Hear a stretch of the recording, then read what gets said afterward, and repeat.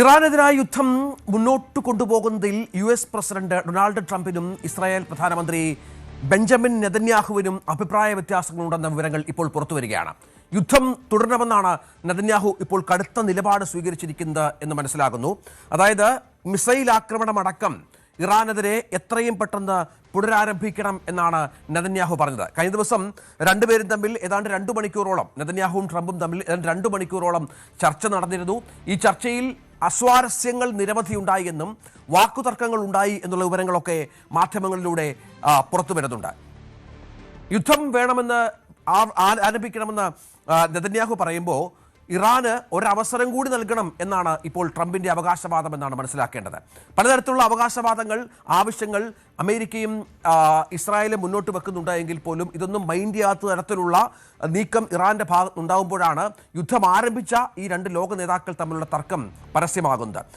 V Vinod വിവരങ്ങളുമായി ചേരുകയാണ്. വിനോദ്, എന്താണ് സംഭവിക്കുന്നത്? യഥാർത്ഥത്തിൽ ആകപ്പാടെ ആശയക്കുഴപ്പമാണോ ഇസ്രായേലിനും അമേരിക്കയ്ക്കും?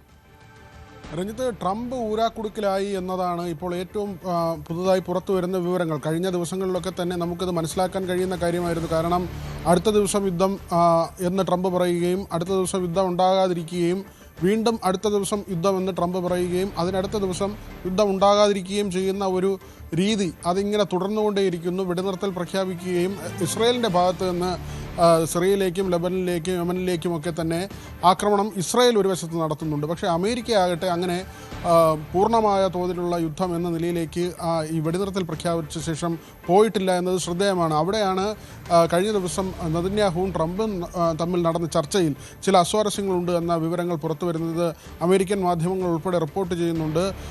നെതന്യാഹുവിൻ്റെ ആവശ്യം ഈ യുദ്ധം പൂർണ്ണതോതിലാക്കണമെന്നും യുദ്ധം വളരെ പെട്ടെന്ന് തന്നെ തുടരണമെന്നും ഉള്ള ആവശ്യമാണ്. പക്ഷേ അതിനോട് ട്രംപ് യോജിക്കുന്നില്ല. കാരണം അമേരിക്കയിൽ അത്ര കണ്ട് അനുകൂലമായ സാഹചര്യമല്ല ട്രംപിനുള്ളത്. ഈ യുദ്ധത്തിലേക്ക് ഇറങ്ങി പുറപ്പെട്ടത് തന്നെ അബദ്ധമായി പോയി എന്ന് അമേരിക്കൻ ജനതയിൽ വലിയൊരു വിഭാഗം കരുതുന്നുണ്ട്.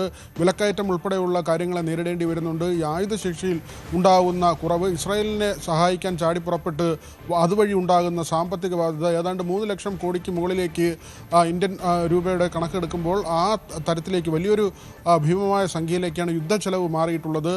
ഈ ഡ്രോണുകളുടെയൊക്കെ ശേഷിയിൽ 20% നശിച്ചു പോകുന്ന നിലയുണ്ട് ഈ യുദ്ധത്തിന് പോയ ശേഷം. അങ്ങനെ അമേരിക്കയ്ക്ക് ഇതൊരു വലിയ തലവേദനയാകുന്നു. അത് അമേരിക്കൻ ദേശീയത പറഞ്ഞാണെങ്കിൽ അവിടുത്തെ ജനങ്ങൾ അത് അംഗീകരിക്കും. ഒരുപക്ഷെ അമേരിക്ക അവരുടെ ആത്മാഭിമാനം സംരക്ഷിക്കുന്നതിന് വേണ്ടി അങ്ങനെ ഒരു യുദ്ധവുമായി മുന്നോട്ട് പോവുകയാണ്. ഒരു സമാധാന കരാറിലേക്കും മറ്റും അമേരിക്ക എത്താൻ ചില നിർദ്ദേശങ്ങൾ വന്നതും പാകിസ്ഥാനും ഒക്കെ തുർക്കിയും ഒക്കെ മധ്യസ്ഥത വഹിച്ചതും മറ്റും. പക്ഷേ ആ ഒരു സമാധാന കരാർ അത് ഒരു തരത്തിലും ഇസ്രായേൽ അംഗീകരിക്കുന്നില്ല എന്നാണ് മനസ്സിലാക്കേണ്ടത്. അതിന് താല്പര്യം പ്രകടിപ്പിച്ച് ഇസ്രായേലിനെ ചൊടിപ്പിച്ചിട്ടുണ്ട്. പക്ഷേ ഇറാൻ വിഷയത്തിൽ താൻ ആവശ്യപ്പെടുന്നത് എന്തും നെതന്യാഹു ചെയ്യുമെന്നുമൊക്കെയാണ് ട്രംപ് അവകാശപ്പെടുന്നതെന്നും ഞങ്ങൾ തമ്മിൽ നല്ല ബന്ധമാണെന്നൊക്കെ പുറത്ത് പറയുന്നുണ്ട്.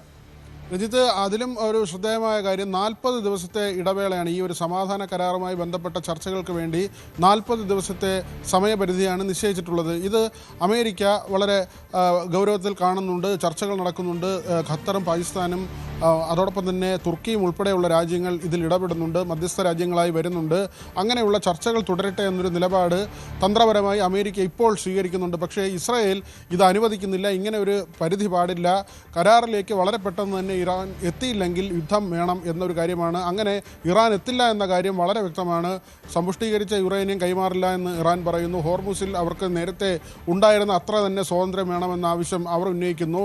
ഇസ്രായേൽ മുന്നോട്ട് വയ്ക്കുന്ന കാര്യങ്ങളാകട്ടെ ഈ ഇസ്രായേലിലേക്കുള്ള ആക്രമണങ്ങൾ ഉണ്ടാകരുത്. ലെബനന്റെയും സിറിയയുടെയും യമന്റെയും ഒക്കെ തന്നെ ഭാഗത്ത് നിന്ന് ഇസ്രായേലിലേക്ക് നേരത്തെ ഉണ്ടായ തരത്തിലുള്ള ആക്രമണങ്ങൾ ഉണ്ടാകരുത്. അതുപോലെ തന്നെ ഹിസ്ബുള്ളയ്ക്കും ഹൂതികൾക്കും ഒക്കെ തന്നെ ഇറാൻ ഫണ്ട് ചെയ്യുന്നു എന്നതാണ് ഇസ്രായേലിൻ്റെ ആരോപണം. അങ്ങനെ അവർക്ക് പണം നൽകരുത്, ആയുധങ്ങൾ നൽകരുത് എന്ന ആവശ്യം ഇസ്രായേൽ മുന്നോട്ട് വയ്ക്കുന്നു. അമേരിക്ക പ്രധാനമായും മുന്നോട്ട് വയ്ക്കുന്ന 2 കാര്യങ്ങൾ: ഈ സമ്പുഷ്ടീകരിച്ച യുറേനിയം അമേരിക്കയ്ക്ക് കൈമാറണം, അതോടൊപ്പം തന്നെ ഹോർമുസിൽ ഇറാൻ്റെ അധികാരം പരിമിതപ്പെടുത്തണം. മറ്റുള്ളവർക്ക് കൂടി അവിടെ അധികാരമുള്ള തരത്തിലേക്ക്, മറ്റ് ഗൾഫ് രാജ്യങ്ങൾക്ക് അവിടെ സ്വതന്ത്രമായി അവരുടെ വ്യാപാരം നടത്താൻ കഴിയുന്ന തരത്തിലേക്ക് ഇറാൻ അവിടെ ഒരു നിലപാടെടുക്കണമെന്ന ആവശ്യവും ഈ കരാറിൻ്റെ ഭാഗമാക്കണമെന്ന് അമേരിക്ക മുന്നോട്ട് വയ്ക്കുന്ന ആവശ്യങ്ങൾ ഈ 2 കാര്യങ്ങളാണ്. പക്ഷേ 40 ദിവസത്തെ സമയം കൊടുക്കരുത് എന്ന കാര്യവുമായി ഇസ്രായേൽ മുന്നോട്ട് വരുന്നു. അവിടെയാണ് നെതന്യാഹുവും ട്രംപും തമ്മിലുള്ള ചർച്ചയിൽ അസ്വാരസ്യങ്ങൾ ഉണ്ടാകുന്നത്.